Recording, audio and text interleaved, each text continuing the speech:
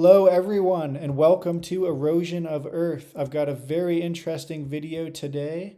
I'm going to be talking about an incredible valley called Castle Valley in Utah.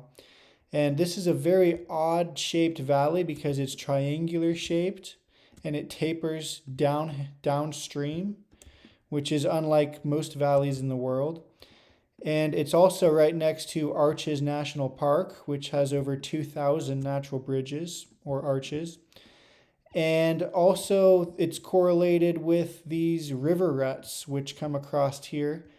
Some people call them fins and attribute them to tectonic forces, but these are actually erosional features as well from a water current. And I'm going to prove to you that these are from a water current, as well as an astonishing way of seeing how this valley was carved and a new way of understanding natural bridge formation. Now, I wanted to talk about this feature today because a geologist that I really like watching his YouTube videos, a guy named Myron, I suggest you check out his channel. The other day, he put out a video called Why Arches National Park Exists. And he talks about a lot of cool things, a lot of depositional and uplift features in this video. But when he talks about erosional features, I can't help but to disagree with every single erosional feature he talks about. So I wanted to make this video to basically review his video and discuss these erosional features and why they're very important and why the current understanding of these erosional features is completely missing the mark. So this is the first clip I want to show you. They're pointing up, and even the formations are the same. This sandstone here is the same as it's over there on the rim there, and they used to come up together, and it's all eroded out in the middle. And another geologist said, hey, yeah, that seems pretty good. I'm a little... So what he's talking about, this is a feature geologists call an anticline. So there was an uplift force here that deformed the sedimentary strata into this kind of a belly-like shape. And then this canyon, Castle Valley, is the valley that's cutting through the anticline. Now, as far as the geology goes, that's all, straightforward. This is an anticline and there is a valley through it.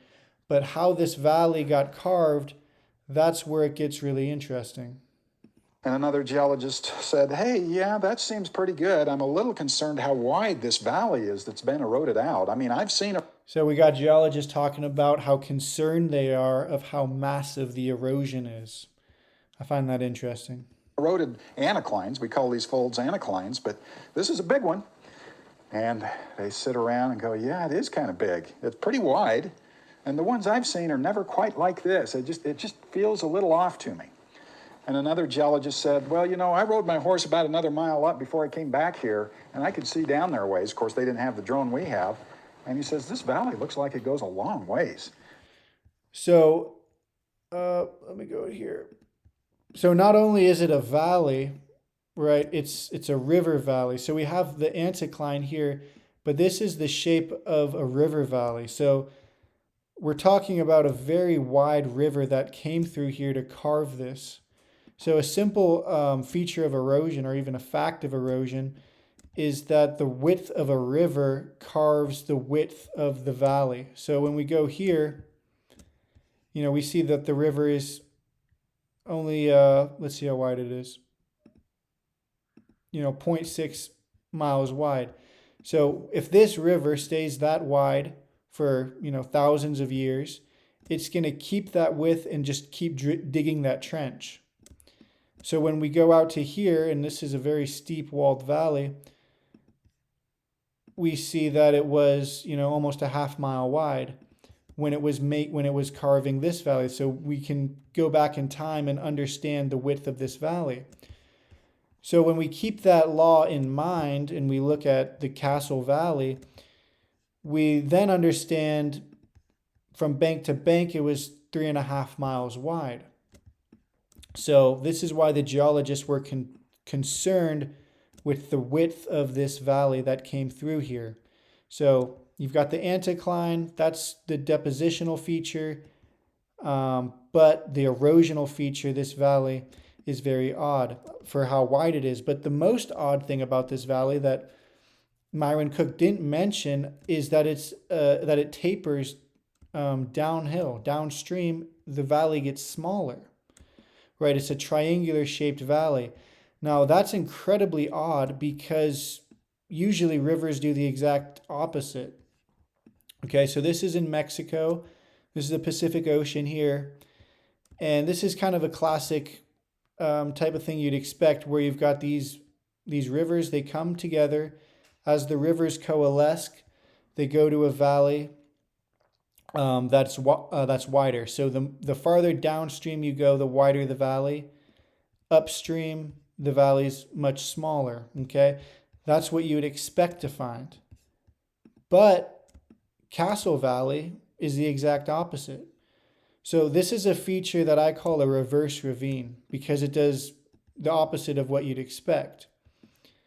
And if you go over here, you find, this is also in Utah, another example of this reverse ravine. You can see the width here, and then you see it decrease, and then you don't even get a canyon down here.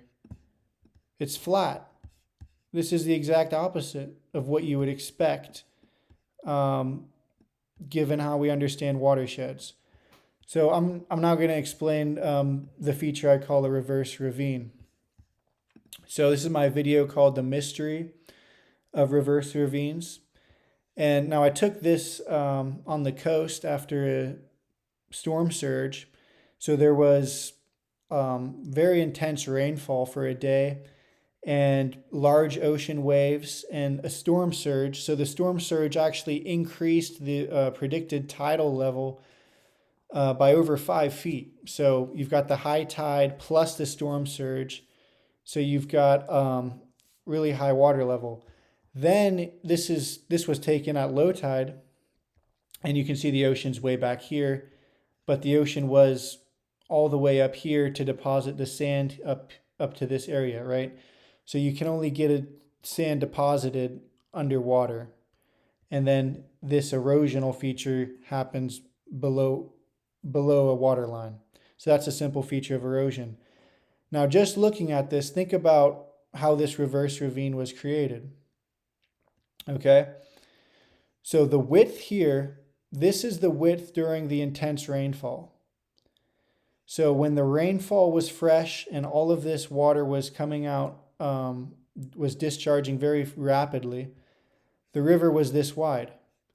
But it didn't erode this area because the ocean, the tide was up to here. So you can't really, the river's not going to do any damage or do any erosion to this, to the sand if it's below water level because things are deposited underwater. Now, when the tide dropped, the water from the rain decreased, and then you get the low tide width of the runoff water after most of the runoff had gone through, and it's a less catastrophic runoff. Okay, so that's exactly how reverse ravines are created. So I'm going to show you. So first of all, this is a normal ravine or a normal watershed. The rivers converge. This mainstream river is going to be much wider. Okay, here the Mississippi is going to be a mainstream that's much wider. But of course, we find the reverse ravine all over the world, which is indicating a decrease in water level, as I had explained, because you can't erode something if it's underwater. Therefore, you get the V-shaped taper. Okay, so that's the first thing we have to understand about the Castle Valley Formation. And it's a very important and very interesting feature of erosion. And you can find this all over the world, regardless of latitude or anything like that.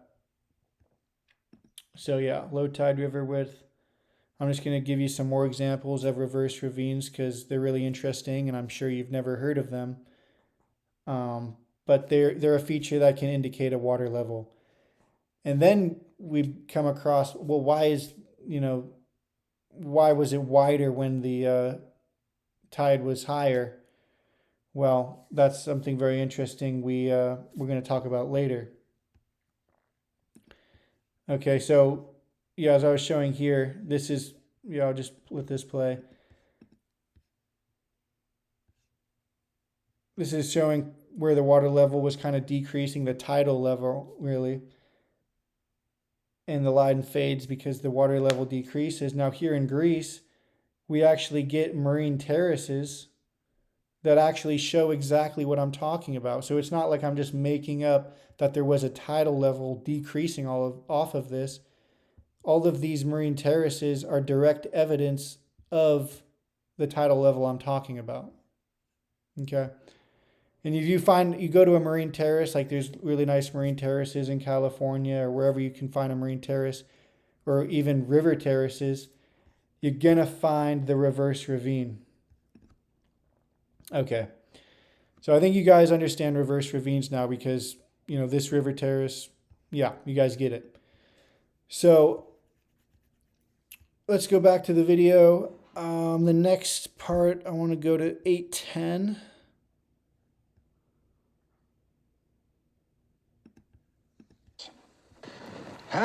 And then another geologist says, hey, did you notice the valley here? I'm not seeing really any drainage. It's just flat. I'll see some drainage for a while, and then it kind of dies out. What do you think of that? It just comes and goes. The main drainage scene is on the north end of the valley in this area, but notice how it kind of cuts across the valley. There's very modest drainage in the center of the valley, and as you go further north, there's almost none. Wouldn't we expect to see well-formed drainage, a creek, a river, or something that was carrying out all this material out of this anticline? Boy, this is... Yeah, so that's a really great point. Let's go back to Castle Valley. So we've got the anticline, that's the depositional feature, but how do you get all of this rock? First of all, this rock has to be broken off, and then it has to be carried away. Now, sure, it can be carried away by this river here, but how was all of this eroded out when there's not even a river in here, right? All you get is a few dry stream beds. And all of this was deposited underwater, right? So basically, that conundrum he's talking about, the way I explain it is, we know the width of the valley here, and it decreased rapidly, and it has nothing to do with rainfall. Because what I'm talking about is a certain event that happened that definitely doesn't happen on the uniformitarian model or scale, or however you want to phrase it. So it's nothing to do with rainfall. It has to do with an event of massive drainage. And that's why that conundrum remains basically unsolved to them, because they don't understand that this was a drainage that happened really quick at one time. Okay. This is fun. I'm envious of these early old geologists, unraveling these mysteries. They could have never known that they were dealing with one of the most phenomenally unusual features on planet Earth. And to sort all that out, oh boy, that would have been a fun challenge. Yes, it's a very tough thing to figure out as well. Let's go to 34. He's going to be talking about the fins now. I'll go about here. The spacing of fractures in a rock formation is dependent on several variables, including brittleness, thickness of the layer, and how much deformation has occurred. It's really amazing to see the steep, narrow valleys that form from the weathering and erosion of these fractures. Okay, so now he's talking about these fins here. So he's calling them fractures, right?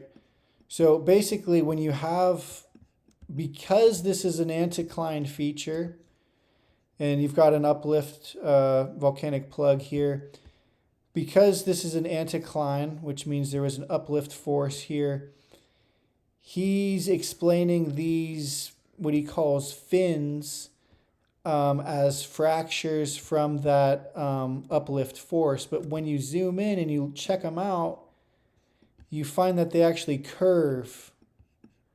And these are actually made by sheet water flow. Okay, so here we find that they're parallel with the anticline. So the anticline came up and fractured the rock, and then they eroded out. So that's what he thinks. But you know what they're also parallel with? This valley here, which is, almost 2.5 miles wide. So maybe it's possible that this valley, which was once full of a 2.5 mile wide river that was flowing very fast, cut these, right? So these are called, I call these current ruts. And all of these are potholes and other erosional features. So that's a little pothole that was dug out from turbulence. But yeah, these are actually erosional features. So he's basically saying, okay, you got uniformitarian weathering from fractures. But let's look at this here. You see how it curves? See where it makes a nice turn right there? These aren't fractures. These are from water currents, and water currents love to curve. And this is from actually sheet water flow. I'm going to show you, this is one of my favorite current ruts in the world. You've got the Colorado River, I think, coming through here, and you've got these fractures. Excuse me. They're definitely not fractures. These are current ruts. These are all little canyons made by water current. Okay. And let's zoom in to this spot here. And you can see all of these lines are actually formed parallel with the current. And the way this current curves like this around this riverbank. So imagine a water current so powerful that it curved like this. And entertain the idea that they're not fractures, right? I'm just asking you to entertain it. And then you would understand that these would all be cataract formations. But I'll have to talk about that later.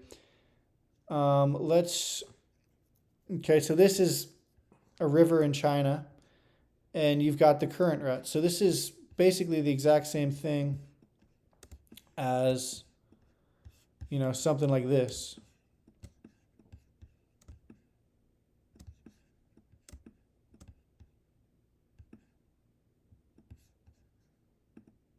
Right, so this is the same feature on a riverbed. So it's very much physically possible. Let's talk about physics and what's physically possible. It's very physically possible for a river to create parallel ruts. And that's exactly what I think these features are. And they go parallel with the mega streams, with the canyons.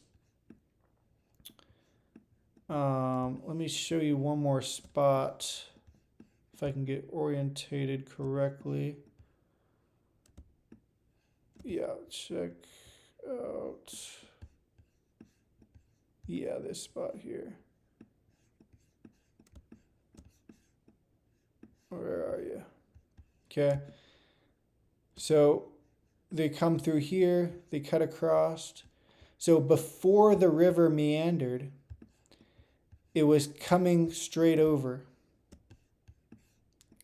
Right, that's why the Grand Canyon's so grand, is because it's not just a river, it was sheet water flow, and that's what all of these current ruts are showing. These are canyons that came through here.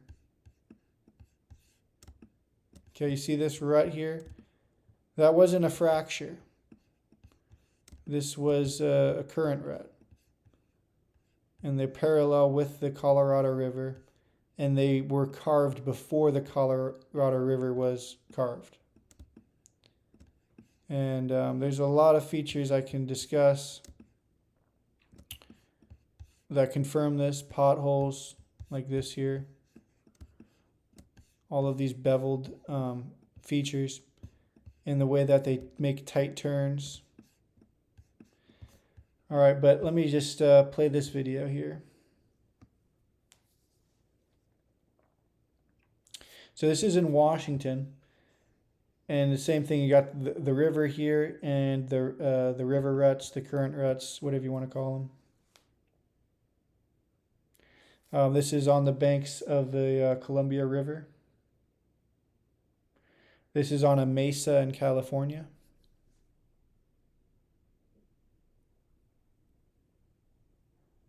Another mesa in California. And the mesas are the streamlined remnants of a rock layer. So everything around the mesa was eroded away completely. I find them in the Sierra Nevadas.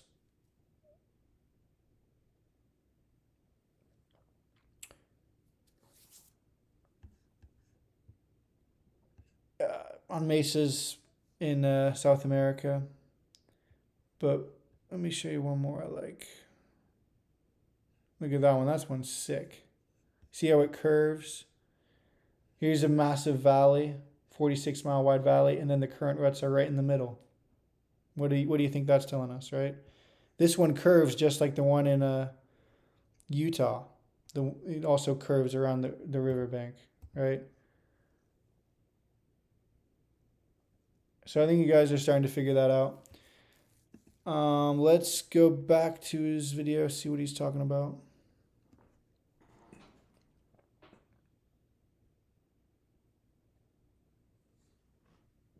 Although fractures are very common everywhere there is brittle rock, these are unique because of their association with salt. So he's saying, oh, it's brittle rock, you know? Well, first of all, it's cutting across the grain. So that doesn't make sense. If it was brittle rock, you would have fractures with the grain, right? If you ever worked with wood, things are going to split. You're going to split a piece of wood with the grain. You're not going to split something cross grain. It's just way out of line to say that these are fractures On the west side of Moab Valley, from brittle rock when it's cutting, perpendicular to the grain. You're never going to split something perpendicular to the grain. It takes a lot of force and purposeful direction to cut across the grain. Okay, so that's a big point I wanted to make. They're cutting across the grain. It's just not a fracture. Fractures are wider spaced and deeply weathered and eroded. It makes for some wonderful hiking that I've done over the years. Here I am with my son Preston, nearly 15 valley, and not too eroded and weathered fractures in the Entrada sandstone. So yes, they're weathered fractures, but what type of weathering? I would argue sheet water flow. Okay, let's go, and he's going to talk about natural bridges next. So let's go to that. 3630. Here. Now, remember down here, or think about down here, it's under tremendous confining pressures. The weight of all the rock on top and all that. And so when it comes to the surface through erosion, it's going through decompression. And that's still occurring even here. So he's talking about uplift forces and, over time as things get weathered out, it's going to have less rock weight above it. And apparently that's going to cause it to split and stuff. Although very slight. And then we have the freeze-thaw cycle and all that. And you can have slabs of rock just mechanically kind of pop off the side of this fin, just boom, pop off. And that can continue. So that's the mechanical side.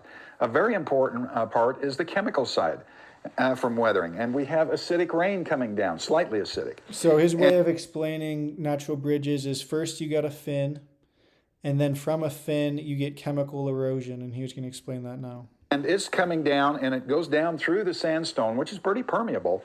It's coming down, and it hits this layer I've sketched in red here. It's the Carmel Formation in Arches National Park. It has quite a bit of clay and silt in it. It's impermeable. The water comes down and hits there, and it kind of pools and things, and pools in there, I should say. And with this slight acidity, it starts dissolving the cement and weakening the rock. So you start forming an area here of weakness. And you combine that with the mechanical weathering, and you start forming an arch.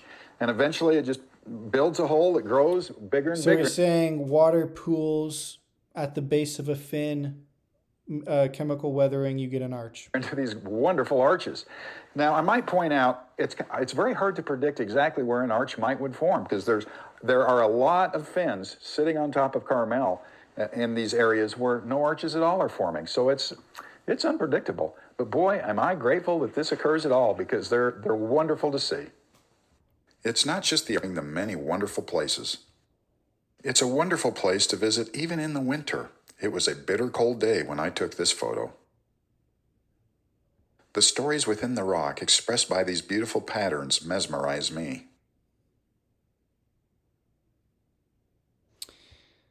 I want to see a good example of a natural bridge. He has some good ones. Amazingly, in the relatively small area of Arches National Park, there are over 2,000 documented arches. Yeah, so I really like this photo here. So he thinks that this natural bridge formed because, first of all, it was a fin, and then water sat here and eroded that rock. How can that happen when water's just going to run right off this steep hillside? It's on a steep bank, right? You fall, you're going to tumble down that thing. So how is water going to pool directly on that ridge? It makes no sense to me. Let's look at a lot of natural bridges, and we see that they're all on those fins. That is true, but it's not from chemical erosion from water pooling. Rather, it's from the boring force of water. Water, you can dig out a lot of things with pressurized water. For example, through permafrost, you can dig out, find a lot of bones and stuff. I'm going to show you that next. Let's see. So this is in the Arctic Ocean. You got a nice glacier here. You got glacier meltwater coming off, and it cuts through, it bored through the ice. And this is the back wall of the cataract. So let's check this out.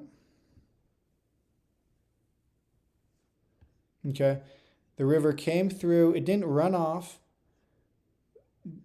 Here it kind of ran off, but it also just dove right through the crevasse and just said, I'm making my own path. I'm going to do it my way, like Elvis and Frank Sinatra. And this is how you dig out a natural bridge. So here, this is the exact way a natural bridge is forming. And so that's what we find in Arizona. Imagine a water coming through here, taking a shortcut, right? So that's how I explain a natural bridge. Yeah, and you can find them. And so this is, that's a classic cataract formation here. I'll show you this. The water came down, splashed around. This is the back wall of the cataract. The plunge pool right there. If there was a little lake in there, that'd be a plunge pool, but you can see it's kind of a basin. And then you see, okay, there's a river in there now. Right. This is a cool one in Lebanon. You got double natural bridge. And you can see how the water actually shot through there. Okay, same thing in Kauai. I actually went to this thing. And that thing's amazing. You can even see ruts under there that indicate the exact current I'm talking about. They can even form completely underwater.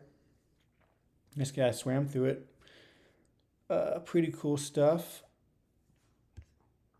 But let me show you guys. Also, another thing about natural bridges is they're correlated with rivers. So the river came through, bored right through the rock. Like, look at this in Spain, right? Obviously, the river cut through the natural bridge. River, natural bridge. Natural bridge, river. And then we don't find a river. Should we assume a river carved it? I think we should.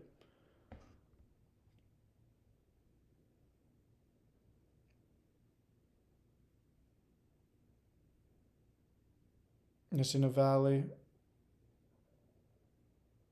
Okay, so you have to understand the hydraulic boring force of water that's responsible for carving natural bridges. Now here's a fin, and the water was able to bore through the fin. So the water was all the way up here. So when I'm saying this was the bank of the river was all the way up here, and it was able to bore through here and carve that. Whether it's on the ocean or whether it's in the desert, same thing happened. This guy did a flip through it. How sick is that? Here's a granite natural bridge. Now I found this one in California. You get this is granite. You get the natural bridge and the chute, right? So the water shot through there and then it made the natural bridge, right? That's where it shot out. Shot out through there and it came from there. So this is granite we're talking about. This isn't sandstone. We're talking about serious water force. Now, there is one more feature. Well, this is a cataract feature right here. I'm not going to explain that in this video, but I do want to explain one more feature. So let me go back to Castle Valley. We got Castle Valley. We've got the current ruts. We've got, what the heck is this? These, my friend, are sediment lobes. Well, these are ripples. Peep the wavelength, crest to crest, in feet, 230. Not too impressive, but I'd be impressed. I mean, that's Washington Scabland level. But these features here are sediment lobes. These are sediment lobes. Sediment lobes. This is from a water current. And they can actually tell us which way the water went. They can tell us which way the water was pushing the sediment. So the sediment, this is the best spot here. These are classic sediment lobes. The water current was going this way, going up the screen. Now, what does that tell us when we zoom out? That's giving us an inland current direction. The color